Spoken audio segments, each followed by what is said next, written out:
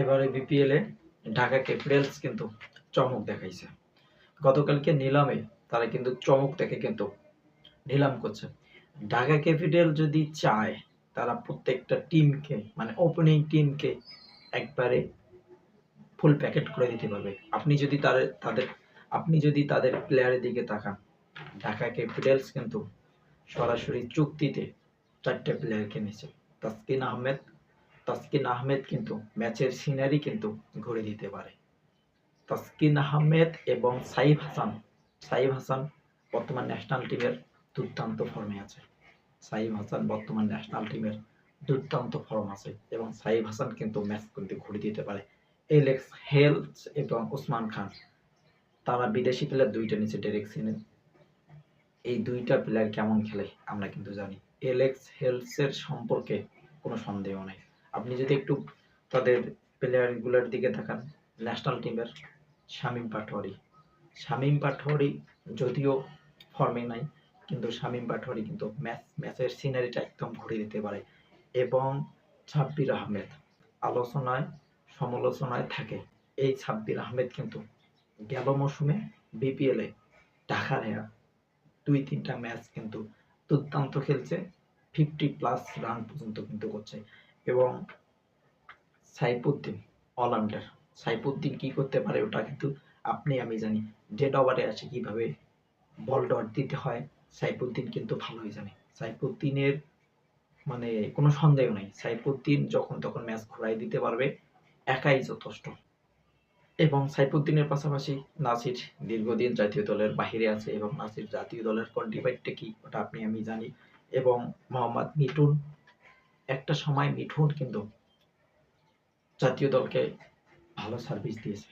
মিঠুন যদি প্রপার খেলাটুকু খেলতে পারে তাহলে ঢাকা ক্যাপিটালস ভালো কিছু করতে পারবে। এবং তাইজুল, টেস্টের ভালো বোলিং তাইজুল, ওভারঅল তাইজুল অনেক ভালো খেলতো এবং মানে অনেক ভালো বোলিং করতো। এবং তাইজুলকে ঢাকা ক্যাপিটালস কিন্তু নিয়ে নিছে।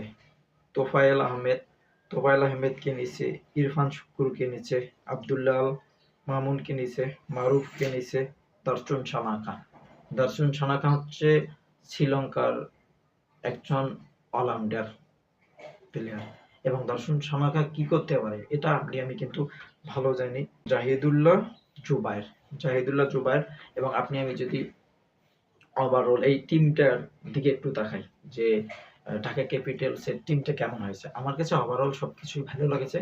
এবং এই বিপিএল ঢাকা ক্যাপিটাল যদি ম্যাচটা জেতে তাহলে তারা পাওয়ার প্লেতে কিন্তু কাজটা ঘটে দিবে। পাওয়ার প্লেতে হয় জিতবে, হয় পাওয়ার প্লেতে হারবে।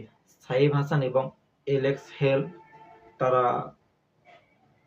দুজনেই পাওয়ার প্লে যদি ভালো করতে পারে ম্যাচটা কিন্তু জিতবে, এবং পাওয়ার প্লেতে যদি তারা খারাপ খেলে, ওই যে মিথুন, তারপর সাব্বির রহমান, নাসিরকে যদি সুযোগ দেয় তারা মিডল অর্ডারে এসে ভালো করবে। শামীম পাটোয়ারি আছে এবং যাদের নাম বললাম তারাই কিন্তু দুর্দান্ত ভালো খেলছে একটা সময়। জাতীয় টিমে তাদের কন্ট্রিবিউটটা ছিল অনেক ভালো, যদিও এখন ফর্ম ফিরতে প্লেয়ারের সময় লাগে না, ফর্ম কিন্তু যখন তখন ফিরতে পারে।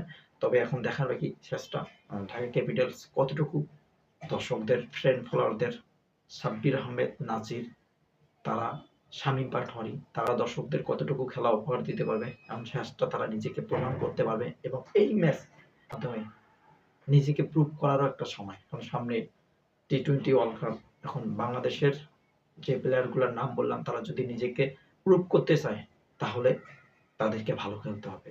এবং ওভারঅল টিমটা আমার কাছে খুব ভালো লেগেছে। আপনার কাছে কেমন লেগেছে অবশ্যই কমেন্ট সেকশনে জানাবেন। ইউটিউব, ইনস্টাগ্রামের লিঙ্ক দেওয়া আছে, ভালো লাগলে ফলো দিবেন। And thanks for watching.